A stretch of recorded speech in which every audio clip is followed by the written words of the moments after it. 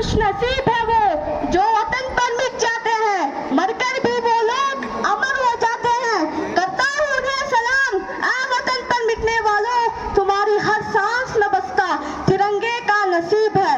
आदरणीय सिस्टर्स, शिक्षकगण, यहाँ पर उपस्थित सभी अतिथि महोदय और मेरे सभी प्यारे मित्रों, मैं आप सबको दिल से स्वतंत्रता दिवस की हार्दिक शुभकामनाएं देता हूँ। मैं सैयद वसीउर रहमान अपने आप को भाग्यशाली समझता हूँ कि आज के इस खास मौके पर मुझे कुछ विचार व्यक्त करने का मौका दिया गया।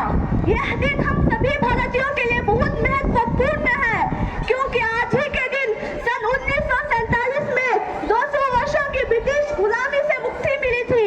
यह दिन हमें अपने उन महान स्वतंत्रता सेनानियों को याद करने का अवसर प्रदान करता है, जिन्होंने देश को आजाद कराने के लिए अपने प्राणों की आहुति दी। आज हम महात्मा गांधी, भगत सिंह, सुभाष चंद्र बोस, सरदार वल्लभ भाई पटेल और अब्दुल कलाम आजाद जैसे महान नेताओं को श्रद्धांजलि अर्पित करते हैं, जिन्होंने हमें स्वतंत्रता दिलाने में बहुत महत्वपूर्ण भूमिका निभाई। उनके बलिदानों को हम कभी नहीं भूलेंगे। आजादी का असली मतलब वही समझ सकता है जिसने कभी गुलामी की हो। हम सौभाग्यशाली हैं कि हमने स्वतंत्र भारत में जन्म लिया। यूं तो आजादी की लौ सन 1857 में ही जल चुकी थी, जो मशाल बनकर सन 1947 में हमारे देश को आजाद कराई।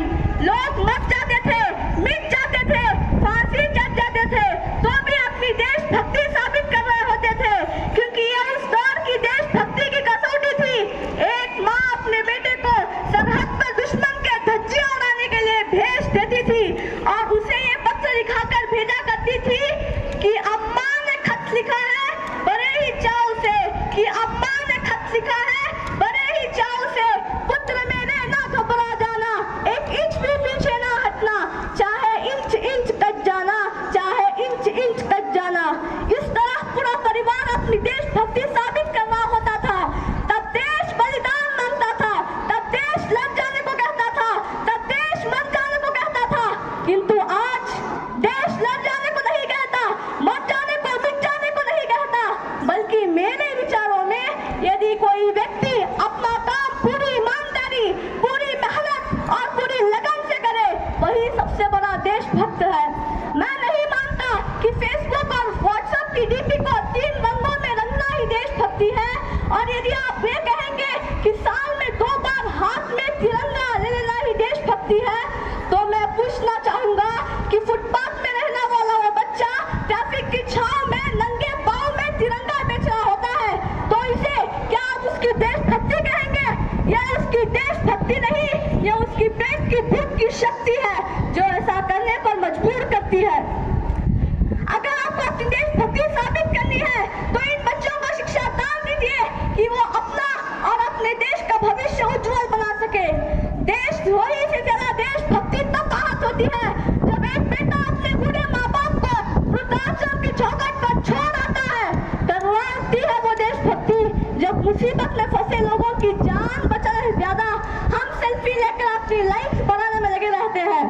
हमें बड़ी बड़ी बातें नहीं, छोटी छोटी कोशिशें करनी होगी, क्योंकि ठोकर पहाड़ से नहीं पत्थरों से लगती है।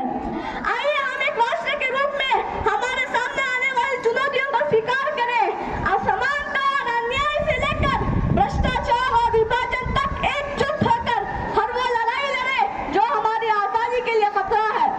वो आजादी जिसके लिए आज भी लाखों जवान अपनी जान की बाजी लगाकर सरहद पर तैनात है। मैं सेनाओं के उन बहादुर जवानों को विशेष बधाई देता हूँ जो अपनी जान का जोखिम उठाते हुए भी हमारे स्वतंत्रता की रक्षा करते हैं। ना सरकार